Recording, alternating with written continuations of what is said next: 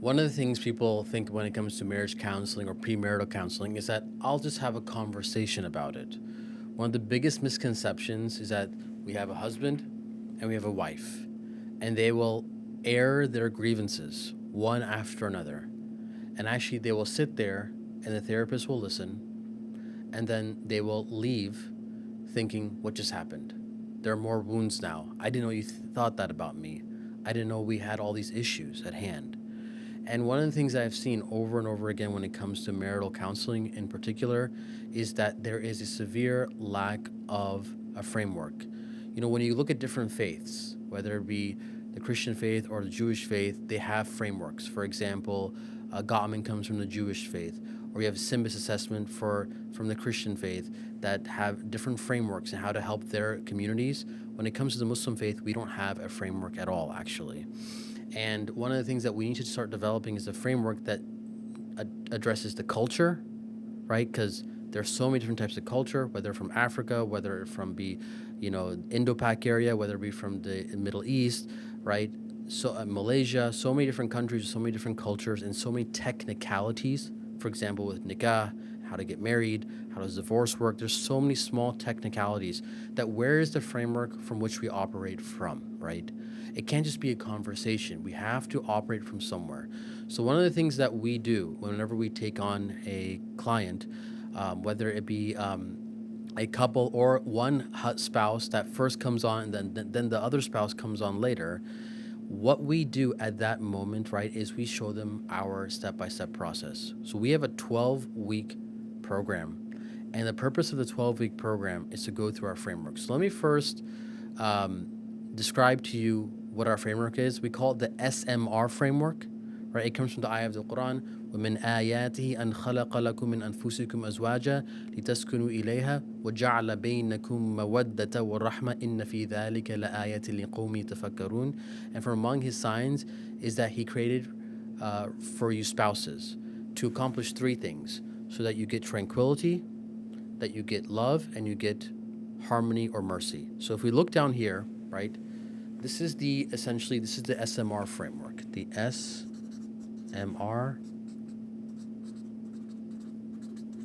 framework, okay?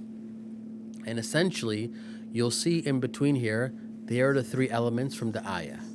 So we're going to translate rahmah as harmony, not just mercy, but harmony. We're going to translate mawaddah, not just love, but shared clarity. And we're going to translate sakinah as self-clarity, not just tranquility.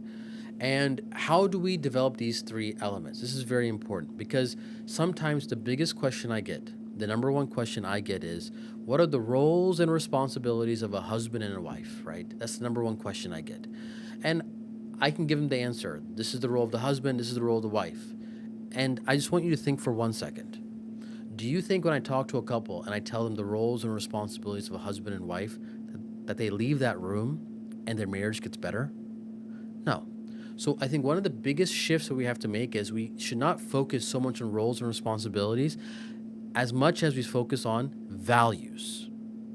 And what are the three values? Right here. The sakinah, the self-clarity, the shared clarity, and the harmony. Those three values we need to focus on, and the roles and responsibilities, right? So instead of saying you're not doing this and you're not doing that, where is the harmony? Where is the self-clarity? Where is the shared clarity? So if we look here, the three main domains that I take people through are, number one, the mindset, number two, well-being, and number three, readiness. And so sometimes people think, I need to jump straight into readiness. Let's fix this right now. But that's not where we start. 90% of the problem comes from the mindset, how we think about marriage. So what are your beliefs? I do an exercise with couples, one of my favorite exercises called Who is Your Spouse exercise. And it essentially goes like this, right? I want a spouse who, ... Okay, you first ask that. I want a spouse who is generous. I want a spouse who is respectful. I want this. I want that, right? And then what you do is you mirror it. And you say, for example, so let's say I want a spouse who is respectful. Okay? That's the first thing that you want. I want a spouse who is respectful. But you mirror that. I show respect to my spouse by ... And oftentimes when I ask this question and you mirror it, they realize, oh, wait, I'm not doing enough on my end. And this is why the end statement that everyone comes to is, instead of looking for the spouse that you wanted to marry, be the spouse that you would want to marry. Because all you can do is control yourself. That mindset shift does wonders. And that's why the very first thing that I tell people to go through is mindset. Whether you're looking for someone, whether you are struggling in your marriage, or guess what, whether even if you got divorced. In these situations, mindset is the first place, number one. The second here is, under mindset, is culture and family. Culture and family plays the biggest role in determining how marriages work. The biggest role. Bigger than even religion, actually. Where you come from. That's why I highly encourage people from different cultures to get married to one another. But we also can't be naive at the same time. There's a learning curve. Learning someone else's culture, their food, their language, their style, that takes some time, right? And so one should have an open mind in learning one's culture if they decide to marry someone from a different culture as well. But culture plays the biggest role in determining how marriages are formed, right? And then last here is, what is your akhirah mindset? What do you want for, the hereafter in Jannah? Like, are you just making it a worldly goal, or is it something bigger than that? Once this mindset is established in our first 4 weeks of the program, then we finally go and we enter into what we call well-being. This is so important, right? Too many people are not doing well individually. They're struggling with depression, suicidal ideation, with anxiety, with stress, so many different things, right? We cannot be the spouse we want to be until we first are healthy individuals. You cannot have a healthy marriage unless you have two healthy individuals first. So oftentimes we think it's their fault, it's them. But the whole point is to turn that finger back here. That shift. Where am I right now as an individual? Am I okay?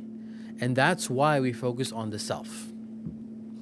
We focus on the self here, right?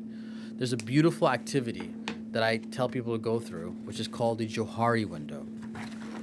And the Johari window goes like this. Okay, there are 4 quadrants. Okay, and there is 2 columns and 2 rows. So the first column would say things I know about myself, and then the second column, I don't know about myself, and then the first row would be others know, and then others don't know. So one of the activities that we do with couples, right, is we tell them, okay, take 20 adjectives that describe yourself. And so someone will say, fine, I think I'm intelligent. I think I am resilient. Right? I think I am hardworking. Right? And I'm patient, let's say. Okay, you will give the same 20 characteristics to 5 different people. And you'll ask them. And so then let's say 4 people say you're intelligent, 3 say you're resilient, 2 say you're hardworking, 1 say you're patient. So this quadrant here is a quadrant where it's the open area. You know this about yourself, you know your strengths, they know who you are, this is clear. But then there are things that people will say which you don't think of yourself, right? You are introverted, maybe, let's say. You are quick, right? You are someone who has a lot of empathy. And you're sitting there like, whoa, wait a second. I never thought that about myself. This is what we call a blind spot.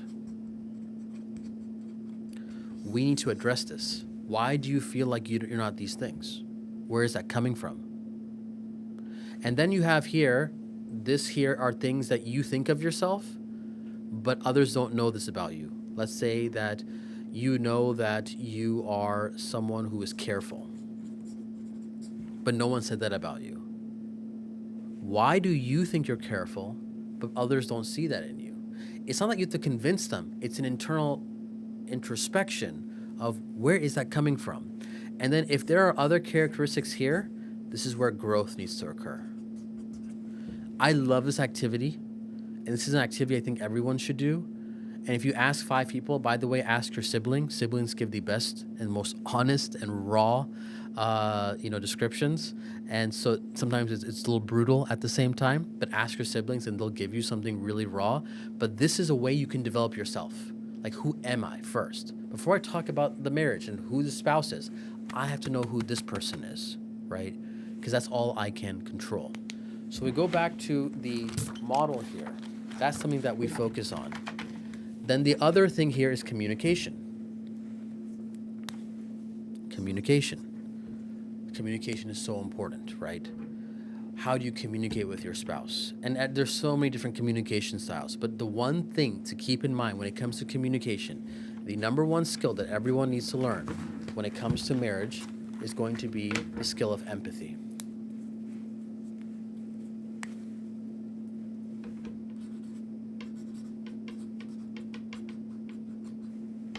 Empathy. What is empathy? Very different than sympathy. Sympathy is when you're matching someone else's feeling, right? Let's say, for example, you go to a funeral. It is inappropriate to laugh and joke at a funeral. Why? Because you're not being sympathetic. You're not matching the sadness of the context. So sympathy is you're matching. Empathy is different. Empathy is when you are in your bag, as they say, you're in your feelings, and yet, despite you being in your feelings, you can understand and be in their shoes at the same time. You're thinking of them as you're thinking of yourself. That's a tough skill. It's almost like juggling emotions. You're juggling. And people who don't do this, they can't communicate well. The best way to show empathy to your spouse is to reflect.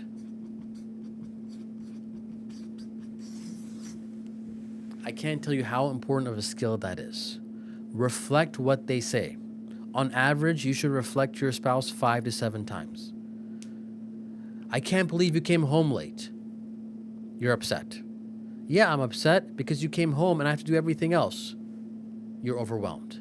Yeah, I'm overwhelmed. I have to do work, take care of the kids, do X, Y, and Z. I hear you feel alone. Keep reflecting, right? That's showing the empathy. But if you turn a conversation into a battle of you both are trying to talk about your feelings over one another, it goes nowhere.